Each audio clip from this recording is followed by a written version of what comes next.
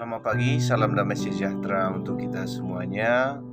Ibu Kepala Sekolah, Bapak Ibu Guru, dan anak didik kami sekalian, kita sebagai keluarga SMA Dunhoven, kita berjumpa kembali di ibadat mingguan kita sebagaimana biasanya. Nah, pada hari ini mari kita sempatkan sedikit waktu kita sebelum kita memulai proses pembelajaran pada hari ini untuk mendengarkan sapaan Tuhan lewat Injilnya. Kita persiapkan hati dan pikiran kita mulai ibadat ini. Marilah kita berdoa dalam nama Bapa dan Putra dan Roh Kudus. Amin. Terima kasih Tuhan atas fajar baru, hari yang baru Engkau berikan kepada kami untuk kami nikmati. Pada hari ini kami ingin melakukan sesuatu yang baik seturut kehendak-Mu. Dahuluilah segala tindakan kami dengan ilham-Mu supaya kami dapat membuat yang terbaik pada hari ini. Kami mohonkan sapaan sabda-Mu lewat Injil pada hari ini sebagai penguat bagi kami, modal bagi kami untuk melakukan kehendak-Mu. Doa ini kami sampaikan kepadamu dengan perantaraan Kristus Tuhan kami. Amin.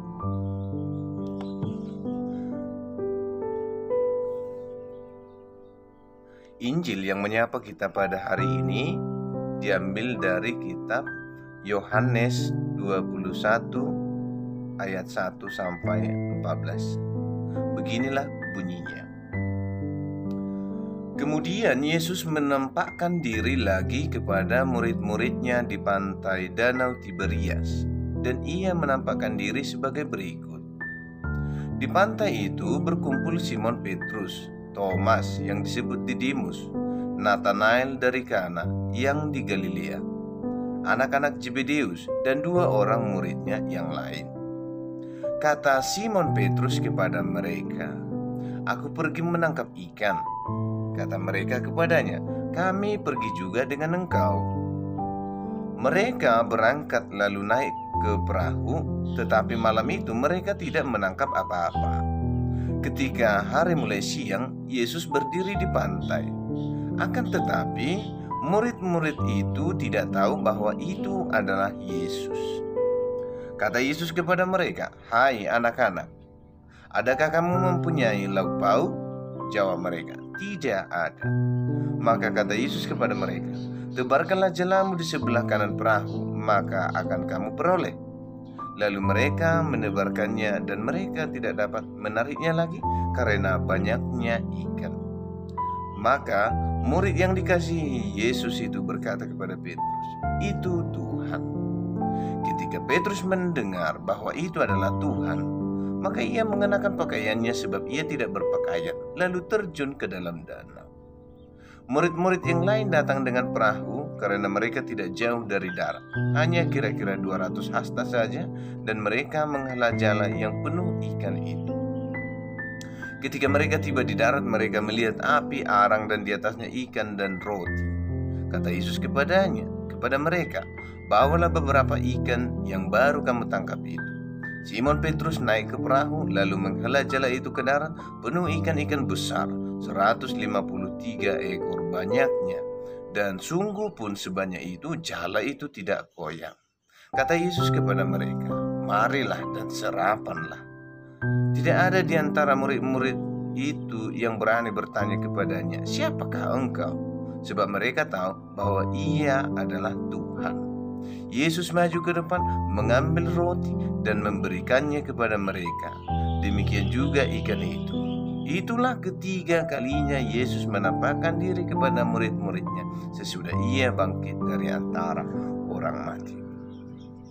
Demikianlah Injil Tuhan. Terpujilah Kristus.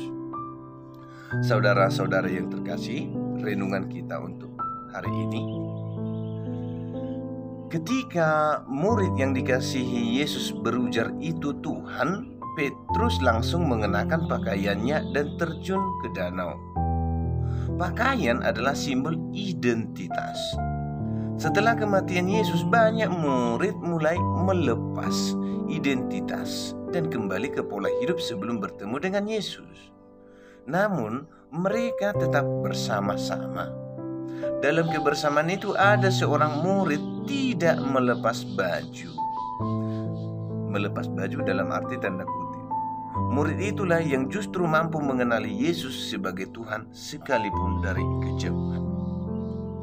Di dalam hidup berkomunitas, di dalam hidup bermasyarakat, di dalam hidup berkeluarga, kita akan bertemu dengan orang-orang yang akan menyerukan untuk kita, itu Tuhan. Saat kita menyendiri, mereka mampu tetap beriman sekalipun tidak ke gereja. Mereka merasa diri tetap bisa beriman sekalipun tidak turut bersekutu dalam lingkungan komunitas, lingkungan paroki. Saat seperti itulah kita akan amat rentan dengan penyesatan.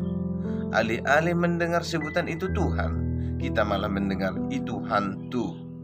Karena itu, marilah kita mewarnai hidup beriman kita dengan kesetiaan untuk tetap menjalin persekutuan kasih dengan sesama. Jangan menjauh, melainkan bergabunglah. Itulah renungan kita untuk pada hari ini. Mari kita tutup dengan doa. Ya Bapa, betapa hidup berkomunitas sebagai umat beriman yang percaya akan Yesus Kristus adalah keutamaan. Semoga kami tidak pernah terpisah satu sama lain dan juga dari Engkau. Inilah doa kami dan harapan kami yang kami sampaikan kepadamu dengan perantaraan Kristus Tuhan kami. Amin. Dalam nama Bapa dan Putra dan Roh Kudus. Amin. Baik, saudara-saudari yang terkasih, demikian video singkat kita untuk ibadah kita pada hari ini. Kita ibadat lagi untuk minggu depan pada hari yang sama. Sekian, shalom.